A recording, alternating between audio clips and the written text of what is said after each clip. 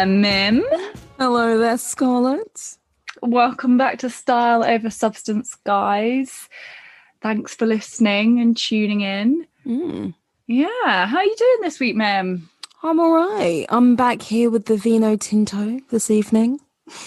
The red wine. Yeah. Oh. It's been a while since I've okay. Cheers. It's been a while since I drank when we recorded, you know. Yeah. So I say a while, I think like 2 weeks. That is a while. Oh man. Yeah. How are you? Yeah, I'm not too bad. We, as you guys know, we off to record on a weekend, so we've just got a few sort of weekend blues. So feeling that a little bit, but hey ho, hopefully it'll be the weekend again before we know it. Yeah, literally. Literally living for the weekend. But yeah, so what is your fashion story this week? So my fashion story is a new thing that Tiffany & Co are coming out with. It's a new product line range. But the story for me is not so much what they're coming out with. It's not like this exciting collab or this like innovative kind of product or something like that. It's the idea that Tiffany & Co really believe they can just like, I don't know, like fool their customers into think they're doing something like different and amazing. Yeah, when really it's like, it's not. So before I ramble on, what they're making is they're coming out with their first line of men's engagement rings. I don't know if you've come across this. Exactly. So this is like making me think of, and I literally saw it earlier on today, the hero Caroline Hirons was posting that there's surgical face masks and ladies face masks. So like it's kind of like in boxes, like it was just the way that it was branded for like this like thing. And you know how like there's like men's like deodorant and like it's a men's toothpaste and it's super stuff tough like that. Oh my god. It's just like, are we really there yet? Like and I actually think it's a really good idea to think about the fact that men wear engagement rings, but to market it as men's engagement rings, really, so I struggle with. This is the thing. Engagement rings can be worn by anyone. They can be, but traditionally in our neck of the world, engagement rings are for women. Men propose to women, and therefore these women, over the past 100 or so years, thanks to places like Tiffany, the solitaire diamond has become synonymous with engagement and with women.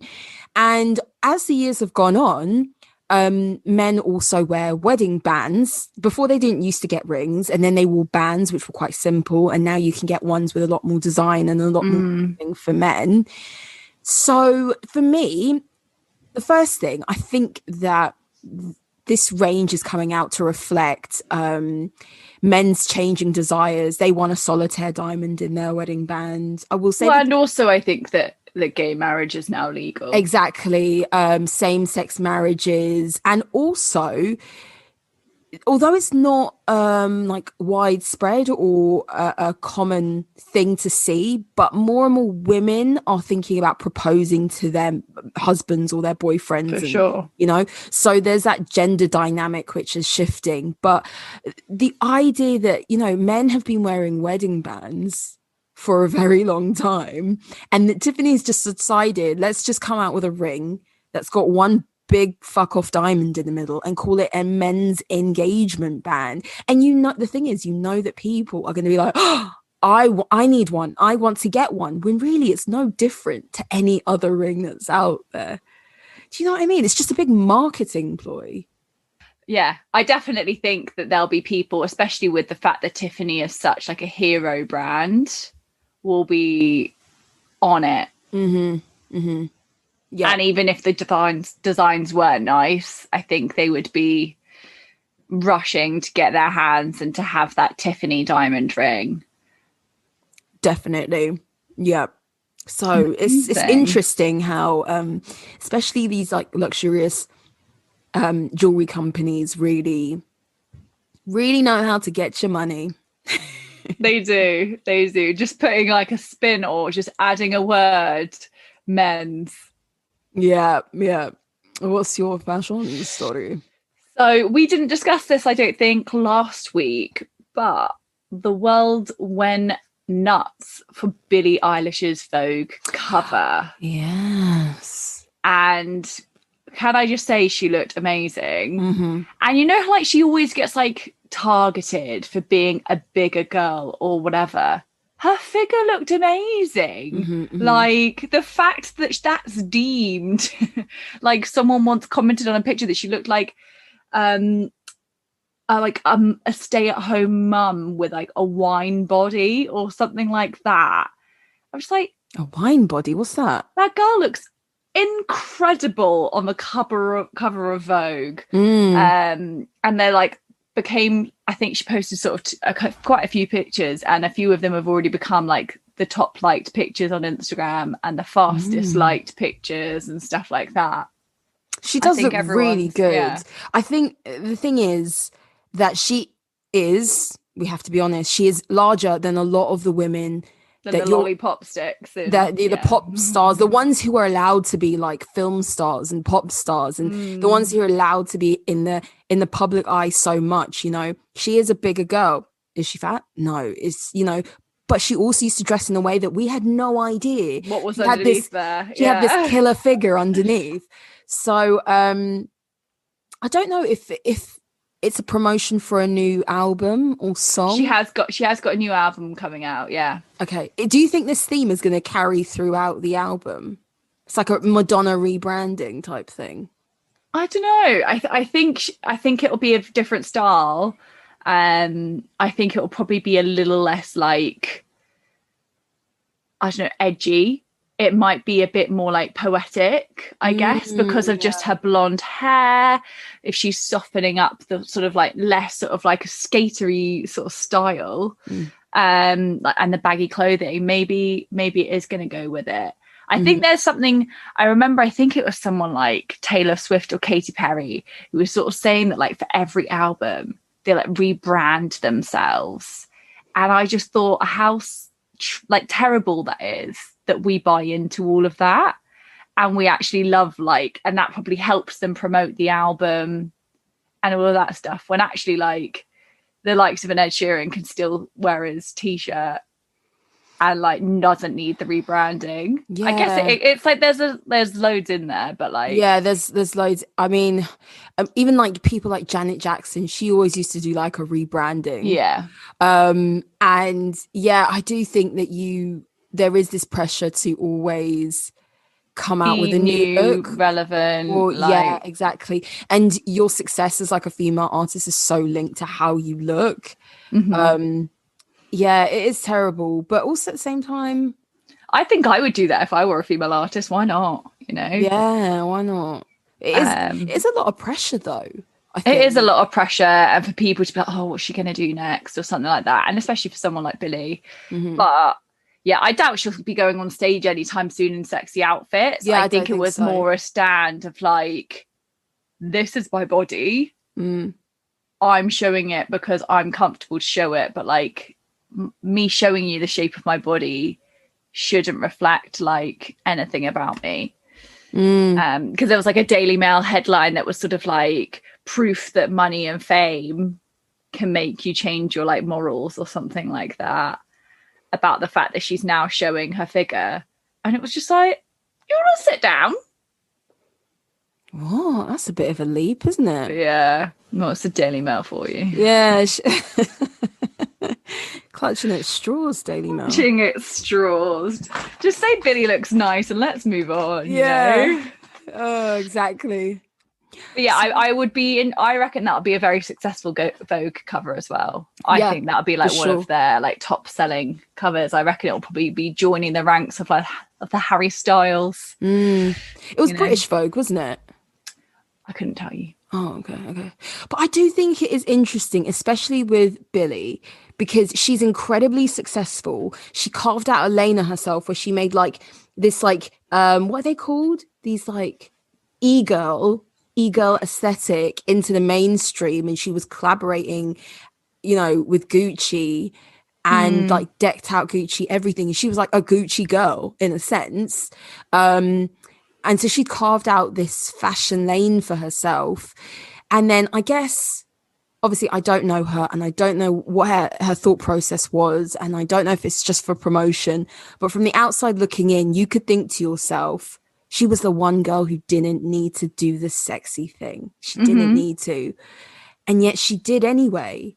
So what's like the driving force behind that to incentivize her to think, you know what, it's about time I get in some lingerie.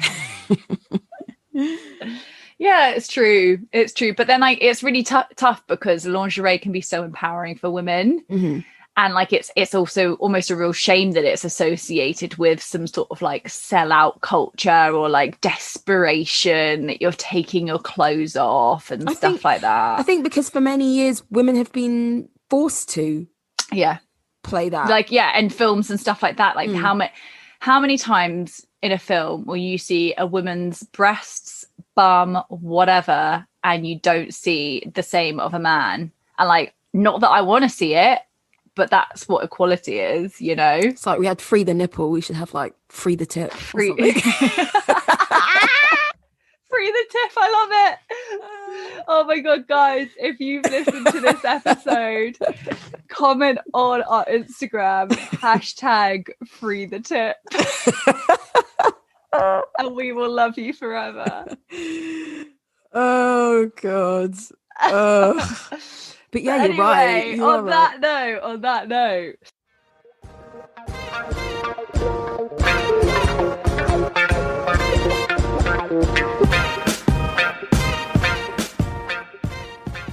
We interrupt this broadcast to remind you, go follow us on Instagram, Style Over Substance Pod. Shoot us an email, styleoversubstancepete@gmail.com. Find us on YouTube. Find us on Twitter. We've got all the links on our Instagram. You know what to do.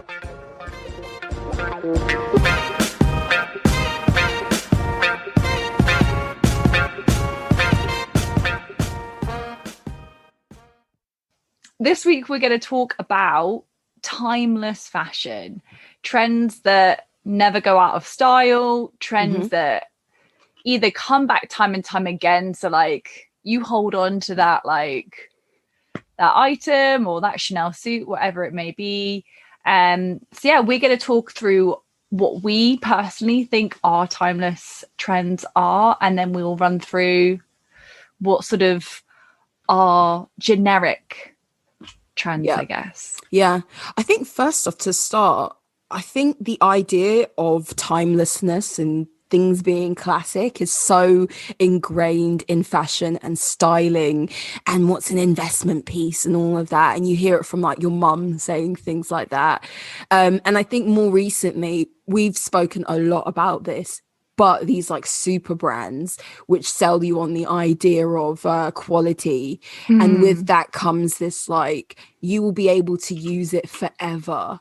And then also, on the other hand, as we think and talk more about sustainability, things being classic becomes like semi-virtuous in that it's if you buy classic, you won't have to buy as often. You won't have to buy duplicates. You'll never have to buy into trends because you can just have one coat, and for the rest of your life, you live in this one coat until it's literally falling off your body. Threadbare. Yeah.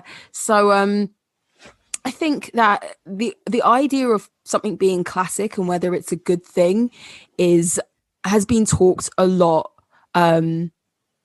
about recently for a number of reasons. What's that your thought? And also touching on what you said, it's something where like it's what the fashion industry kind of lives off and thrives off of, because it's how we are able to have 4 fashion shows a year, because let's be honest, you can't redesign everything from scratch. You play on classics and you play on what are those things that people come back to. But there's also that element of something creating something timeless means someone's going to not buy that from you again necessarily. And so it's sort of like there's timeless, but they obviously get little upgrades or updates and stuff like that. And funnily enough, one of actually our listeners wrote in with this topic, but also another listener wrote in, and it kind of like goes a bit hand in hand of how long is too long to keep clothes. And I would say until they fall apart, like, or until they don't fit you. Yeah. I don't think there's such thing as too long. I think, you know, there are some things where you might need to throw out some tights if they're getting a bit old and skanky. But yeah, I think for the most part, it's not about, I've got half of my wardrobe I've had for like over 10 years.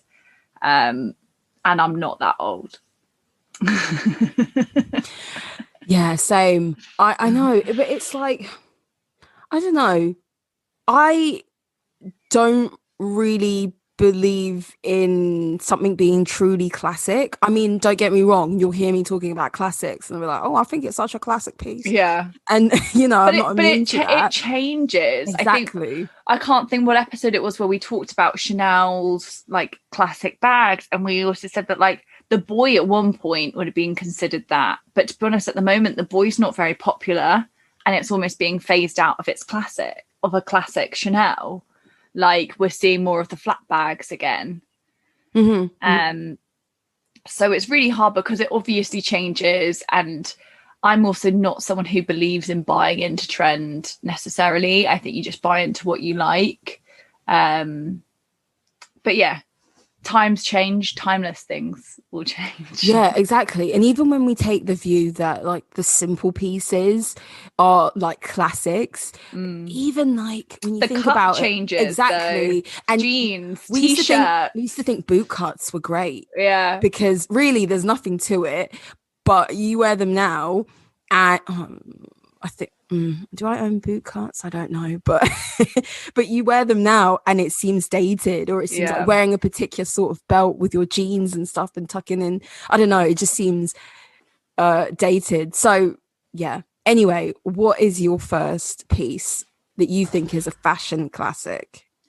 So I don't know if this will be controversial. I'm only saying it's controversial because friend of the podcast, Cassie, she doesn't like stripes. But for me, like a white and navy or like ecru and navy, like stripes for me, and like a t-shirt or a jumper, I think is like a fail-safe classic. I think for me, it's a little bit of French chic.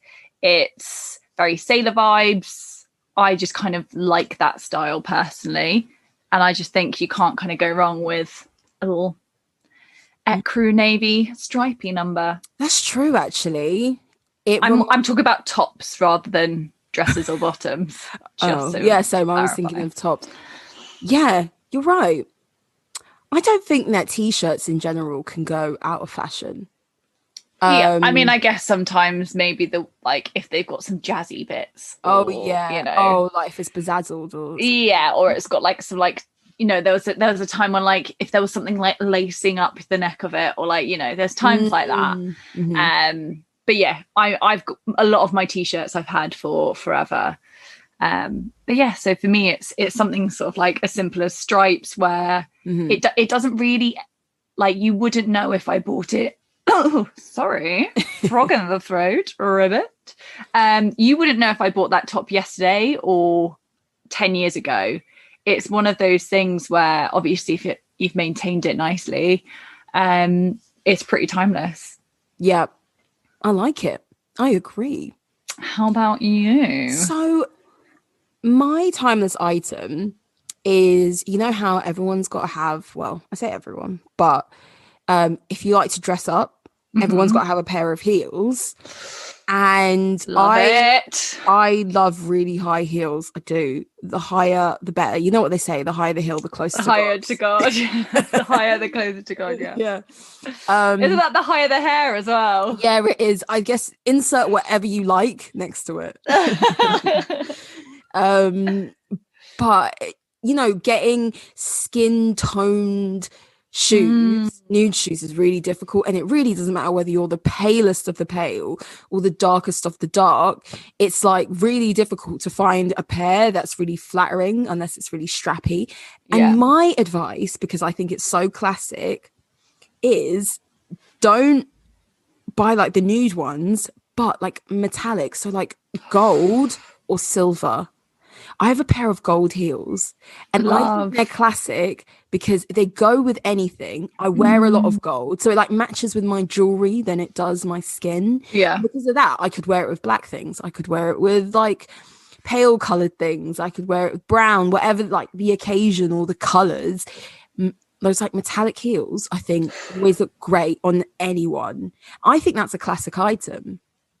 Yeah, definitely. And also, like you said, it's near impossible unless you're going to go to Louboutin and get like one of their shades of the So Kate. And that's only recently that they started doing this. Like, I'm sure they obviously still don't even have like every shade.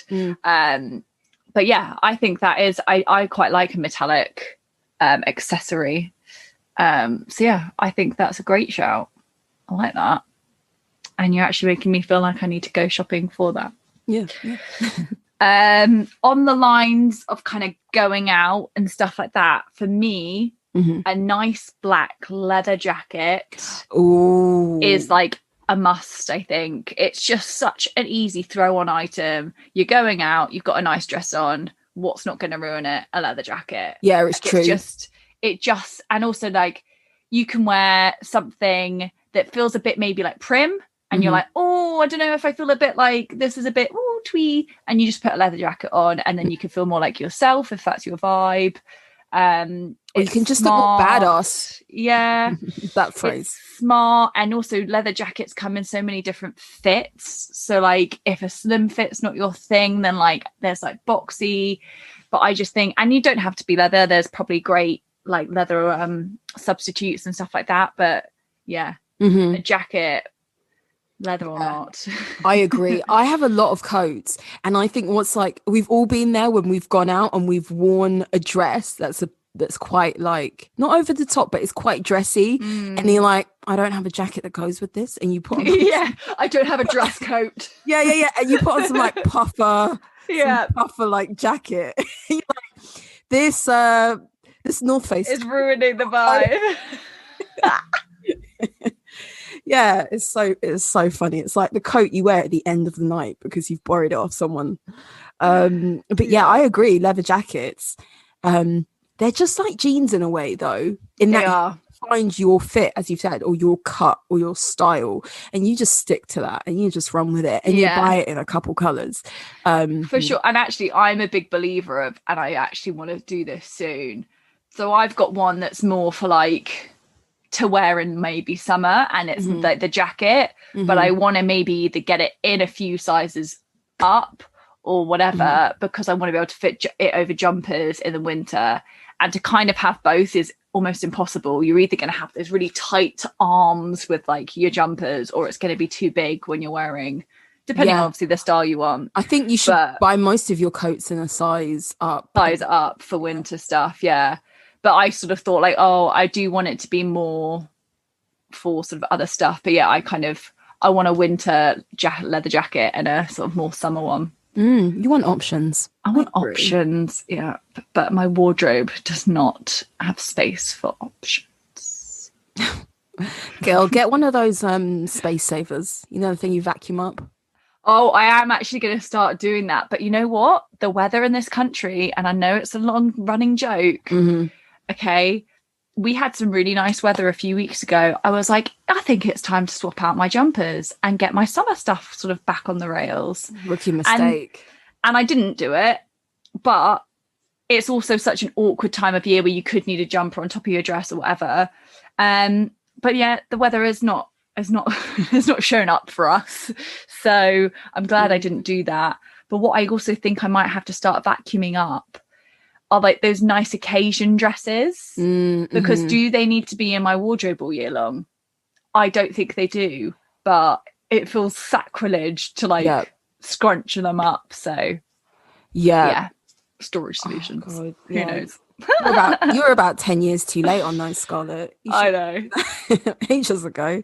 Um, so yeah, my next one Hmm. is a black dress. Yeah.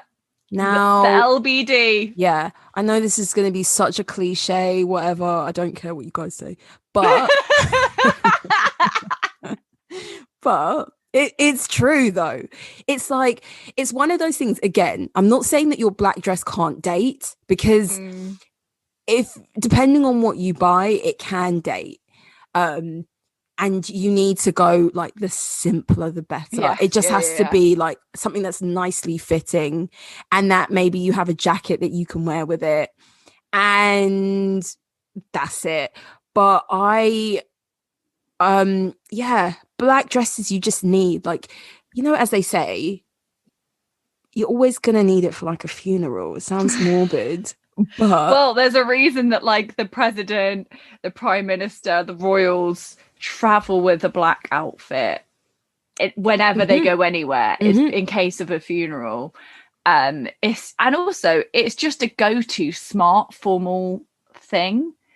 That's like I think I had on my list just generally like black, that it's just a fail-safe way to look formal. Like I just think it allows like anything. If you just wear all black, it's just so. I don't know if it's because of the Chanel connotations it has that, like in history of fashion, we've associated with it. But it's just chic. It's just Mm. chic. It just is smart, like you said. Sadly, at some point, you will need it for a funeral, and also like. Let's be honest, no one wants to buy a dress for a funeral. Mhm, So mhm. why don't you wear it, like wear a dress that you could wear for other occasions? But yeah, I remember I think my dad bought me this Ted Baker like black like fitted dress, and that is now like my go-to. I know that if I suddenly tomorrow was like, oh, I need to do something, I don't know if always like I mean, tight fitting is like yeah. funeral But what suitable, but also another thing, what if you died? They need something to bury you in, don't they? yeah, true. But also it's just like felt safe that if like I had a night out spontaneously tomorrow that I Hmm. hadn't thought about, I could just wear that. Like it's also smart enough that I could wear it if I had like a last minute work function that needed to be like somewhat sophisticated. Like it's sort of it covers a lot of bases. The only thing it requires is that you look nice in it. But like, yeah, I think a black dress is just so fail safe. And you like you said, you could dress it up with a really smart coat. You could throw on a leather jacket and it's like super chill and Hmm. rock and roll looking. You could have those gold pumps with it Yep. and look like a goddess. Yeah. It's gotta be done. I also like wearing black in the summer. If I'm on Mm, holiday, I tend to gravitate towards like midi skirts and midi dresses and things. Um, and I think if you've got a tan or you're glowing a little bit, and in the summer and you wear black, it's just like I don't know. I just like it. White is great as well, especially if you have like a deeper skin yeah. tone. But something about black in the summer, people don't tend to wear it, and I think it makes it stand out even more. It looks really polished. Yeah, it Yeah. definitely does. I actually agree with you. I think it's really cool. Mm. So, what would you choose as like a bag that you consider to be really classic? Because everyone always talks about classic bags. So I really struggle with this because I don't really think I have any classic bags. And I think when I think of a classic bag, I guess we've been talking more about sort of eveningy things. It's very difficult with an evening bag. I think clutch game just changes all the time. I think you Mm. almost can't go Yeah. wrong though with just a really like um almost like an Anya Hindmarch pouch, like Hmm. sort of just something quite flat. I think you can't go That's wrong true. with Yeah. that. Like it's sort of fail safe in like a medium size, so that if the big fuck off night out bag is Mm. going on, it's not the worst thing. But also when the tiny like Jacquemus bag is going on, Mm. um for me, I think a timeless bag would just be, it probably would be black, But actually, in recent months, I've been telling myself that if I did buy a Chanel bag, I don't know if I would get black. Oh, I'm so proud of you, Scarlett. Because I'm like, you know what? I've actually got quite a few black bags. I don't need that space filled in my bag collection. But also, why the hell would I get just like the bag that every Tom, Dick, and Harry's got? If I'm going to spend £5,000 in Chanel, I'm going to get like, it would be like a blue, probably like a denim blue color or something very everyday. I don't know. Or maybe like, I don't know. I haven't researched, but I also really think a metallic bag is really timeless. I would love to have either a maybe think with Chanel it would be a silver with gold hardware, like small flat bag. I actually think that's probably one of the most timeless bags you could have. Silver with gold hardware. Oh, that's a good one. I don't even know if they do that one, but they do have a silver bag on their website. But I would say that a metallic bag like that, if a metallic is done nicely when it's quality, I'm not talking about some like Primani cracked metallic. This will be beautiful, like lamb's leather. I think actually like a metallic bag like that, again, in a day outfit, it's just quite easy. Like you said, metallic's pretty easy to wear. But then for a night out, it can look sophisticated. It works with black, but it also works with colour. I would maybe go for that, That's a good one. How about you? What's your sort of what do I consider to be a classic? I don't know. I think classic bags to me are the ones that already look old. Already almost look vintage a bit with the embroidered trend that's been happening quite a lot. And like I don't know, like brown colored bags. I think they always look quote unquote classic. It's the idea that if it survived its first 50 years or something, then it might survive the next. It's really hard. Do you have like a bag or a style that you're thinking of? Okay, so I think bags are so much more personality based than anything else. Everyone could walk down the street in a black dress. Of course there'd be different iterations, but everyone's bag would be different. And bag says so much about a person. You can tell so much about. There's some basic bags where you're like, okay, and like I don't know. I think a bag can say quite a lot. It also can say not much if it's pretty straightforward. I think when I'm thinking of a bag, one that springs to mind is the Gucci 1955, I think it's called, and it's this like front flap bag, and it's got the horse bit at the front, and I think those sorts of bags just scream vintage and classic to me. I think I could see myself wearing it in years to come. If I were to own it, I don't have that bag, but those ones. And I think ones like the Jacques Mousse ones aren't classic because they are so well, if you just think of anything that's something geometric, that like I think I've said it time and time again, but there's a reason most handbags are a rectangle.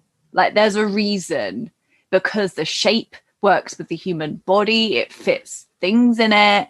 We don't need a hexagon as a bag, like with even like that steep, like a trapeze. That trapeze shape is like, it's steep. Does it fit much in? It's quite rigid. Is that helpful on the body? Probably not. I think practicality, what you've said is like practicality is central to using your bag. A classic. Yeah. I'm a big crossbody lover, so that would be a big thing for me. So is to be able to have like hands free as an option. Yeah. Also, I don't like bags that I can't open and actually see the contents of what's inside. That's a bit annoying. But next, what's your other? So, okay, I've got a few that are sort of like less clothing related, but I'm going to go with sort of a hybrid of like a trench coat or a really nice, smart, like camel coat. I just think a nice camel coat, like a wool camel coat, is always quite smart. That makes me think Burberry. I think Mike Burberry sort of what's the guy? Kevin McAllister's dad. Like that's what I'm sort of thinking. But also it could be a trench coat if that's your game. But I just think those sorts of like very transitional, again, that could be really smart for work. It could be really cool with jeans and a t-shirt. Like it's just sort of those pieces that actually, like, those are the things as well where like I've spent a bit more money on, because I just know that's always going to look smart. And so I can have that for another 10 years or until it doesn't fit me, and like I'm a winner. For me, I don't think I'm a trench coat gal. I just don't know if it suits me or suits my size or my style. I'm not sure. It's not something I would buy. But definitely I can see the appeal of it. Definitely. Trench coats are supposed to be like worn over like full 3-piece suits essentially. I do think it's a classic item.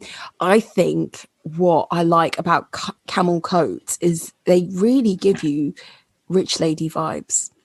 It's like wearing a full white suit. I feel like such a like star when I wear my wool camel coat. I just feel like, who am I? Like I don't sort of like feel like I'm the personality of the vibe I'm giving off, but like I just feel super smart and really slick, and it's like I've looked after it, so it looks nice, like it's tailored nicely. It gives a really nice vibe. Do you ever get the feeling when you're wearing something that you think is nice and looks good, and you're like, all these people think I have more money than I have? I'm actually poor. Well, you know what, because I do that quite a lot of like, I will prejudge other people. I think I spoke before about, you know, I'll be in the line for Waitrose or whatever, and then I see a young person with like the Dior kind of like book tote, or you see somebody with like a Chanel or something like that, and you're like, or you see like, I'll see like these like yummy mummies with their like Chanel pumps and stuff. I'm like, oh god, these wealthy people. I'm like, I have some expensive bags. The retail value of some of the bags I own is expensive. Did I pay that amount? No, I didn't. Does someone maybe when I'm wearing it, if they know the bag, think that I've bought that for that amount? Maybe. So like there's definitely, I have to catch myself sometimes to like, well, maybe that girl's borrowed that from her mum. Like maybe it's not real. Because I am the first to assume everything is real in the area that I live in. Maybe if I was living somewhere a bit different, I wouldn't assume that, but it's quite an affluent area. But yeah, I definitely think that I'm always like, and also my style is very different day to day. Like I could be really smart one day, really like low key the next, have a bit of an edge another day. Like I'm sort of like just don't know. And so it's funny if almost like someone saw me walk out of my front door every day, the different vibes they would get would be quite funny, I reckon. Mixed bag. Kind of following on from your last one, is I think not in the past has this been a classic, but I think this is like a new classic. 100% for me, because I love them. And I think it's blazers, tailored blazers for women, like ones with big lapels. You know, like, you know how like Zara, they always come out with these like tailored jackets and they're like tweed or that bright colors, or they're like this, that. They come out with different iterations of pretty much the same thing. I think having one of those moving forward is going to be like such a good staple. You can wear it with midi skirts, dresses. You can wear, it's like the bag of clothing in the sense that it's like an accessory. Like you can put it on something boring and it makes you look like you've got your shit together. And I love blazers. As long as they fit really nicely, you can always style one out, I think. So I would say that's my new classic. Yeah, I actually totally agree. I remember being at Linea Pelle, the sort of fashion fair in Milan a few years ago, and I just saw this woman with a really beautiful, like it was like this blue checked, somewhat tweed-esque blazer, just like a little graphic t-shirt and some jeans. Granted, she had an amazing figure, but she looked so put together, so amazing. She was super comfortable. She had like flat shoes on. It was appropriate that she looked smart for the fair, but also was comfortable for the fact you're on your feet all day. And I just thought it really made me think like that a blazer, because I always feel like I would be like, oh, am I going to look a bit like an idiot wearing a blazer? I'm going to look like I'm playing dress up to be smart. Yeah. But it's like, you remember the advert when we were kids? It's like, I'm a big kid now. Yeah. But I think that's more like you said, it's all about the fit. And also there's so many options now that you can find one to suit your style and personality. You can find a hot pink one, or you can find just a really classic black one, grey, whatever. But yeah, I agree. And actually, I think that, you know, you could have it where it's got matching trousers and you can wear like the full set. But you could also then, like you said, style it out with like a midi skirt or like a dress, whatever. And it's just, I think, yeah, some blazers. And I actually think that even just women and suiting in general, I think is actually going to stay. Yeah. I actually think it's a really cool trend for women to wear like trouser suits and it not be like these boring old trouser suits that like we grew up seeing. Yeah. We never saw these sorts of suits that we're seeing now. Yeah. We saw them maybe in like the 80s, those power suits, but like they were like almost like caricature-y of a suit, you know? Yeah, us growing up in the 90s, what we saw was like late 90s, mid to late 90s, but also like 2000 suits. And listen, we've spoken about this before. Nothing was going on then.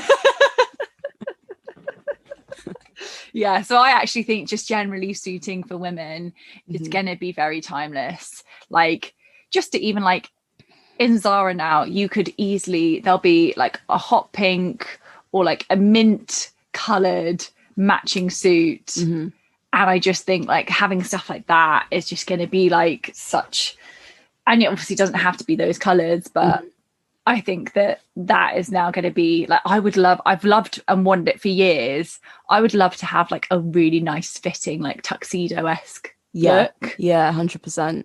But I think that's something where you would want that like jacket to be really nicely like fitted to you, and all of that stuff. But I would love to like turn up to an event in a tux. Yeah.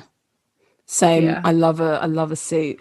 I think also what's good about blazers is that there's such great items to find secondhand. Like, go to a charity shop. Yeah. Go to any charity shop, especially the ones in like affluent areas. Yeah. But even not, you can go to like regular cancer research or something. Yeah. And it's something where a lot of men donate their stuff. They no longer fit it. They passed away, whatever. Sorry. I'm not saying they died in their jacket. Episode.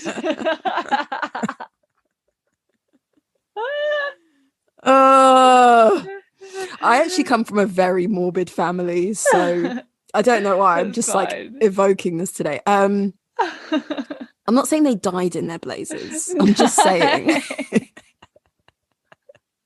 Anyway, so yeah, go and just find a blazer from there. Like, you right now, the whole like oversized thing is something you can play on. Yeah. Now it doesn't have to be the best fitting jacket. It doesn't fit you. But if fitting is more your speed, then there are lots of options for that as well. So it's a good, like, it's one of those items I think that works for an extrovert and works for an introvert. Like, if you buy like a navy blue pinstriped one or a black one, it's like people who just want to be low key.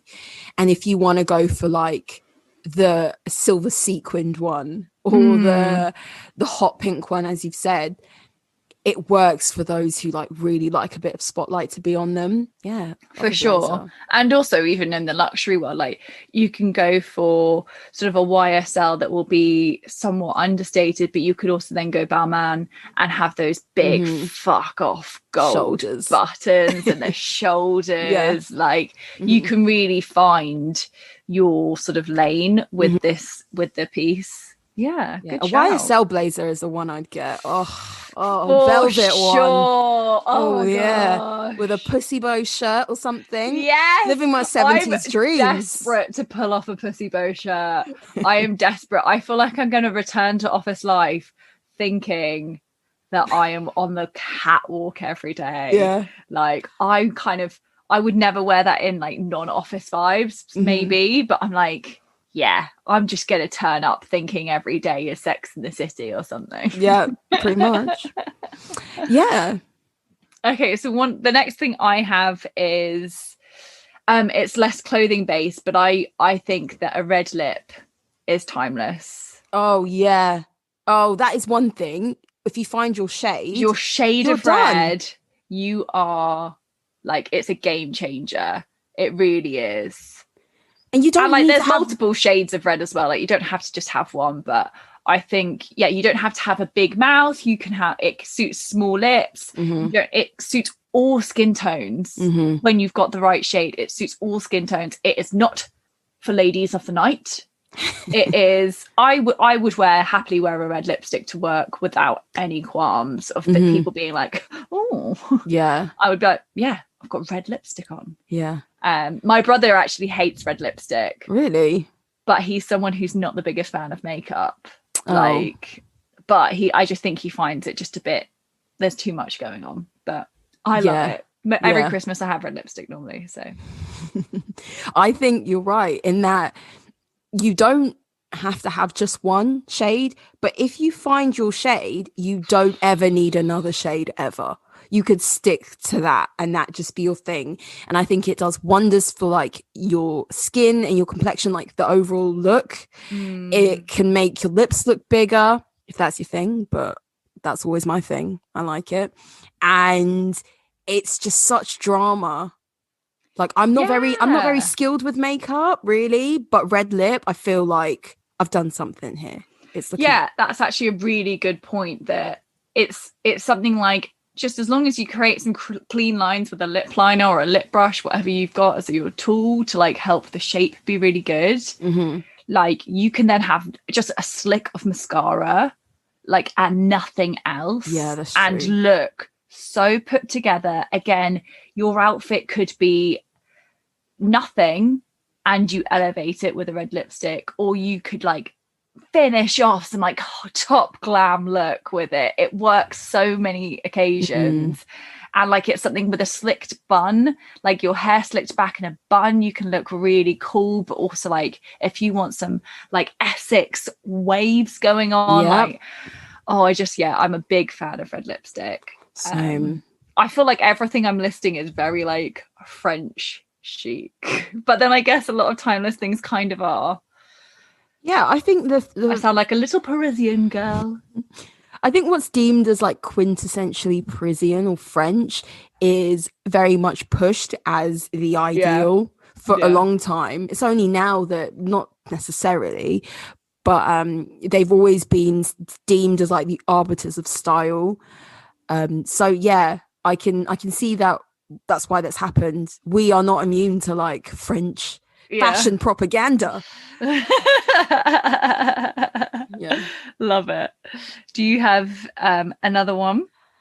No, I don't. Shall I read through what an online website has told me are the 30 fashion trends that will never go out of style? Yeah, please do. Okay, so we've got the Levi 501 jeans, which I think the picture implies that they're skinny jeans, but I don't think the 501s are. I think the 501s are straight.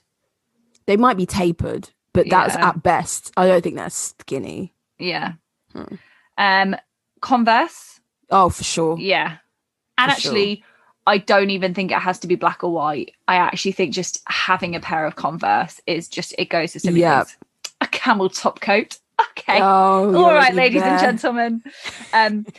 This is gonna rile your bones, I reckon. Aviator sunglasses. Oh, get out of here. No, they're not. So I feel like we did discuss it on the podcast, but if we didn't, we have. We definitely have. They don't suit every face shape. So don't think just because it's classic it suits you. Yeah, they're not classic. I don't think so. And I think you can get literally sunglasses for a tenner from Mango, literally, that will look great on you. Yeah. And yeah. A white t-shirt, I agree. 100%. Yeah. And find your fit. I'm actually really particular about t-shirts. I didn't mention this before, but like I like an all cotton one. I don't like cap sleeved. I like the actual short sleeve ones. Yeah, I don't like elastane in my t-shirts, but I'm a big t-shirt person. Even when they go all like horrible, I still wear them. Yeah. Like them. Tweed in general. That's rich lady vibes again, I think. Yeah, I think they're talking very Chanel, but I think there's also a time and a place for Chanel. I don't know if it is always timeless. It depends on the tweed. It depends on the design of the suit. I think we've been told it's timeless is more.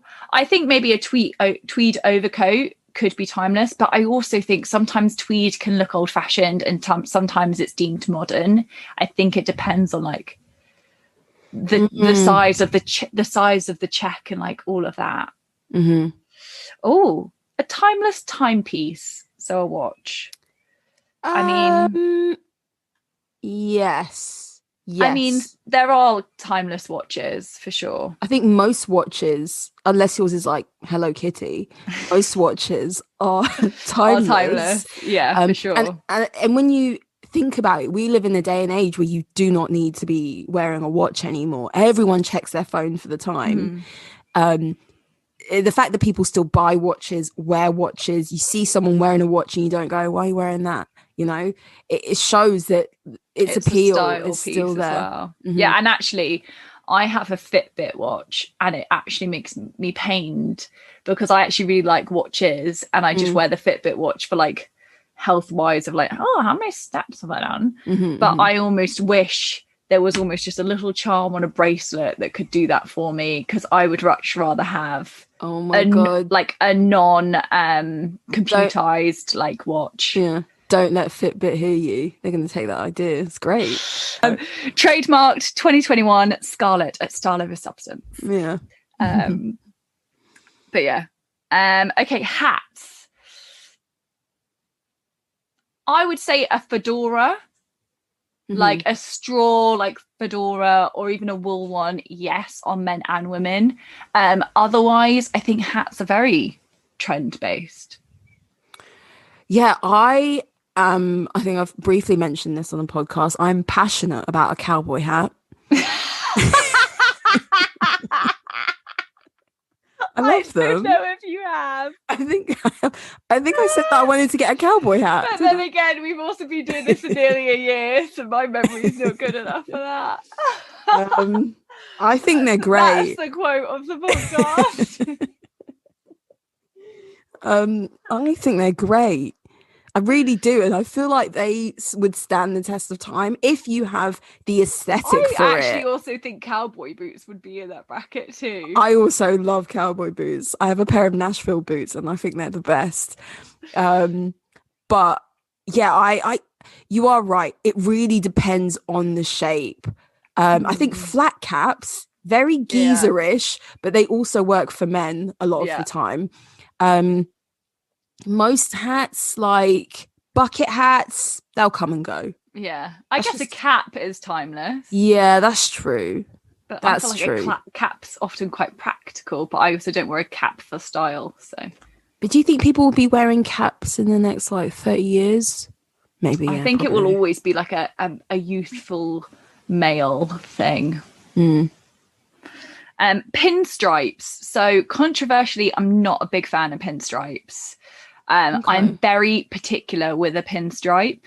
I like it to be quite subtle, or it's got to be really nice quality. I think that too many brands do cheap looking, terrible pinstripes and have ruined how sophisticated they can look. Yeah, it's not something we see a lot of, pinstripes, I don't think. But yeah, you can go into a shop and they're selling like any kind of like value fashion place and see not very nice pinstripes. I think it's a difficult style It's for someone who really likes a vintage look, someone who really likes like a tailored look. And I like a pinstripe. Is it classic? I would say it's not, only because I don't think a lot of people. The thing is with like, is it classic or not? It really requires other people who are looking at you to appreciate the style. Something that's like too avant-garde and can't be appreciated by like the beholder, it's not going to stand the test of time as a classic. People will look at you and just be like, you look old-fashioned. And I think it's so yes, I do like pinstripes and I think people should just wear them, but I think there's too many people out there who don't like it for it to be. I think it is very classic. Marmite. The next one is a shearling jacket. A shearling jacket. So the jacket they've got in question is sort of like a denim jacket that like is lined with shearling. It's difficult because shearling's having a real moment at the at this current time. There's those big teddy coats that are very like shearling-esque. You've also got like a leather jacket that could be lined with it, a denim jacket. There's even now like just like loads of different things like overshirts, like all of this stuff, like shackets, everything is very like shearling. Do I think it's always classic? Maybe not. Only maybe in like some sort of aviator jacket style. Yes, I was thinking that. Very Top Gun. I'd love one of those. They're super expensive. I know. If you get like a real leather if you get one. a really nice one, it's top dollar. A little back dress, we concur. I mean, they just say high heels. That's not very specific, is it? Not kitten heels, I suppose. Not kitten heels. They actually make me feel physically sick. Physically sick. They're not flattering on anyone. So you don't like the do Dior anything. One? You don't like them? Ooh. I think the Dior ones look as nice as a kitten heel can look. But you know, wear a kitten heel. I actually think a pointy toe kitten heel is the best kitten heel you can get. When it's a rounded toe, you can literally throw that in the river. There's not space in my life for that. An A-line skirt. No, I'm sorry. Okay, Mim says no. I think that's one of those things that a short one, I've had an A-line skirt before, but it was kind of short. So it kind of looked tailored and fitted. All about the length. But when you get into long length territory, you look like you might live on a commune. You look like bohemian, but new age, you know? And I appreciate people who like have a style and go with that.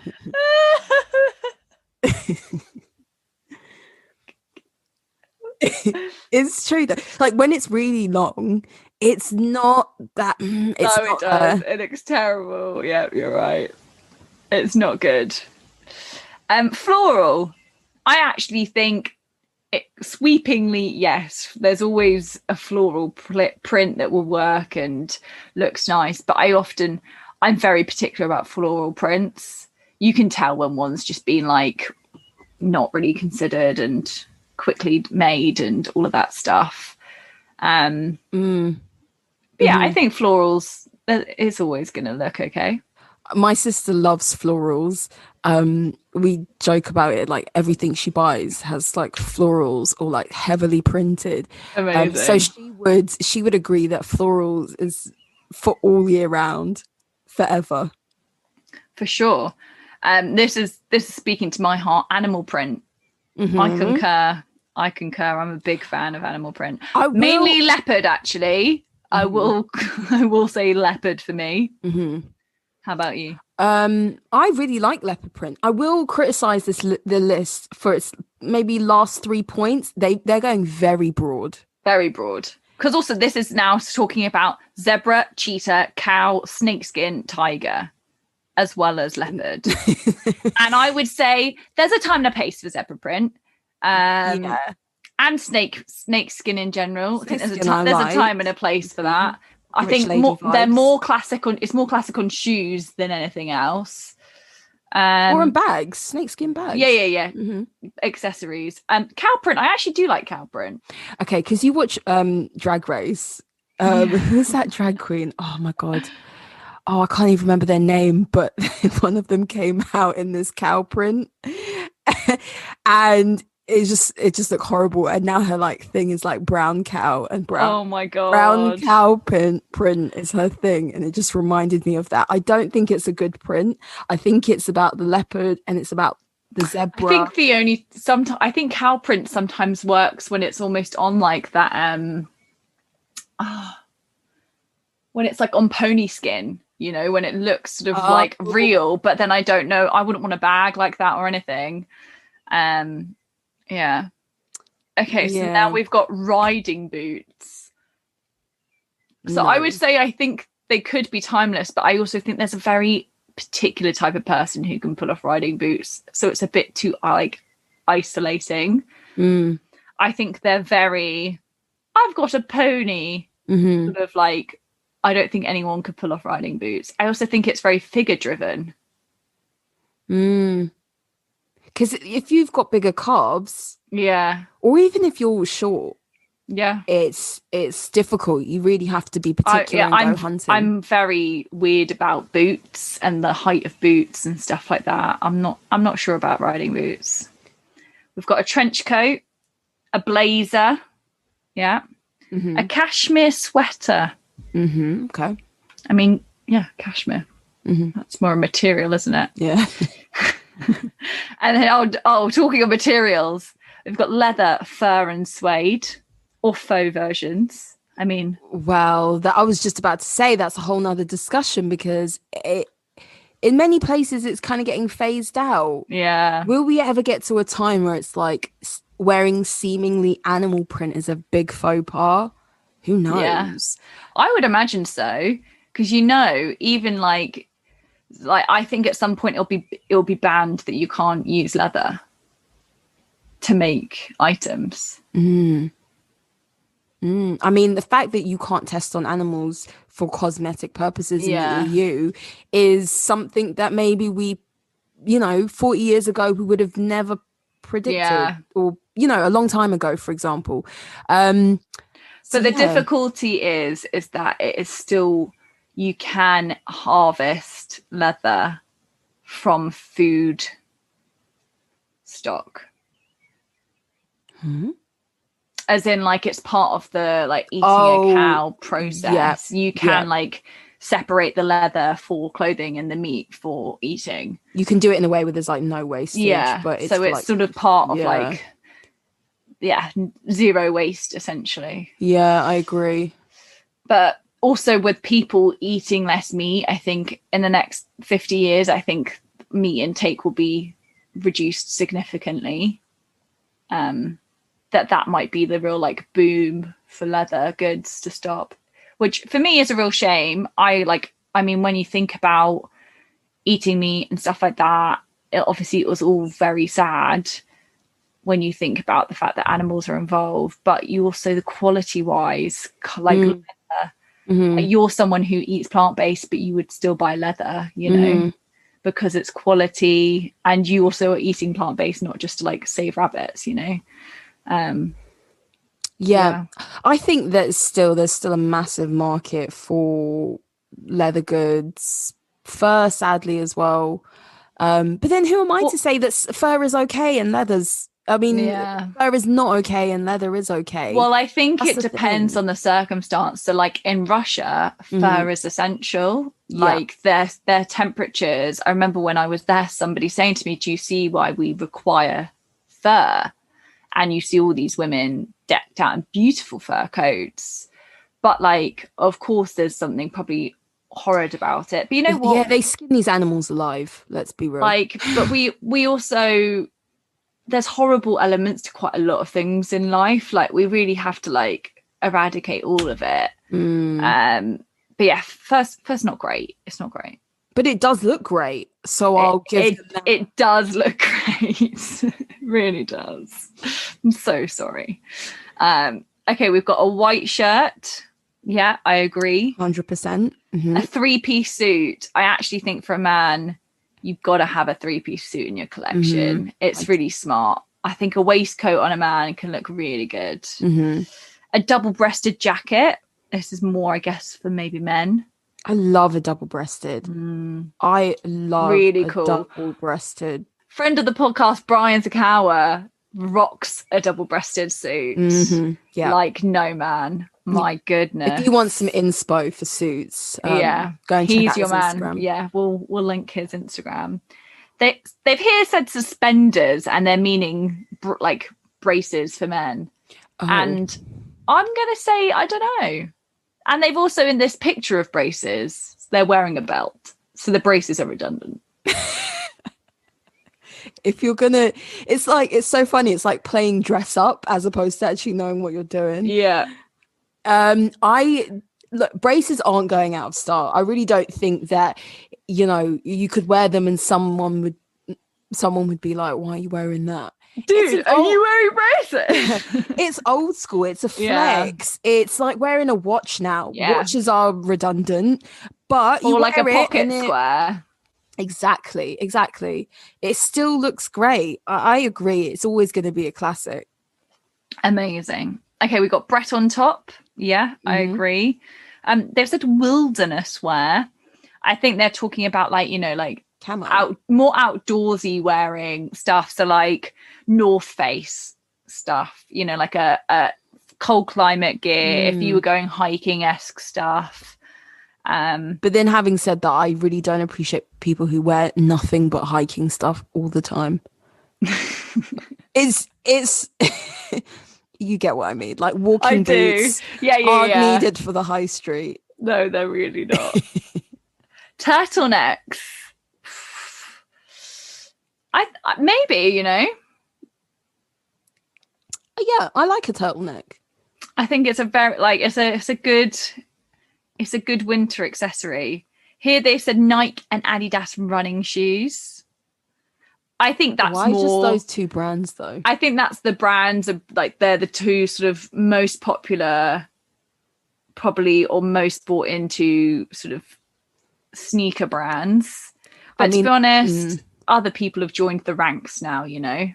There was a time when New Balance were just for dads, and it was that was like trendy, a proper dad shoe. And then they became like the hottest thing to get and wear. And I think to be honest, I think trainers or sneakers are more fleeting. Yes, we wear a lot of them. Yes, they've been around for a while. And although I say Converses I see as a classic, Converse is a completely different ball game, I think. There's different styles when it comes to like fashion trainers, whilst in my opinion I think there are like styles that go in like would stay in fashion. They also kind of don't. Like the shoes that I like to wear aren't like the big bubble trainers, which are meant like really cool or were like a year ago.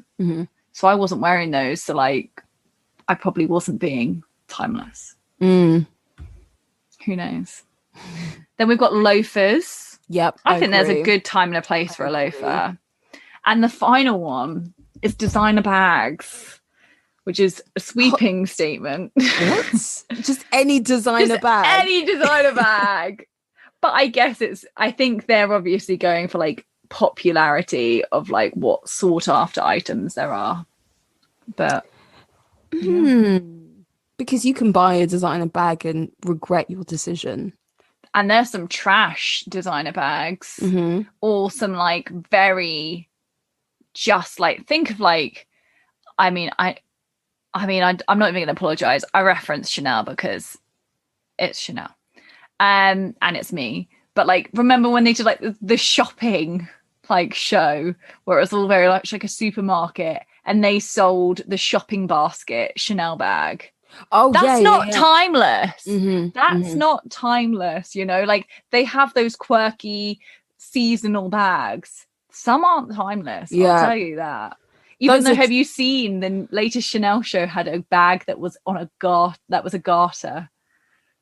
It was like a garter strap with a little pouch on it. I have seen that. Yeah. I have. Amazing.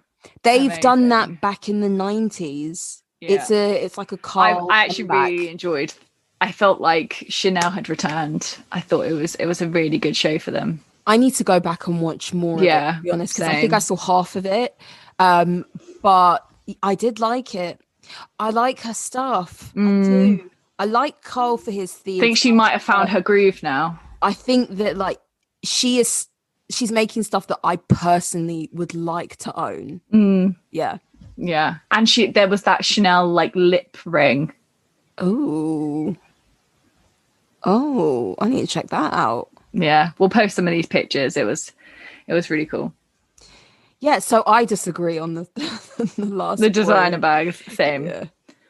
But yeah, we were obviously pretty in tune with general society. I think it's, like you said, it's almost like a brainwashing thing that we've all been taught as well. Yeah. And also, I guess you just can't deny classic as well.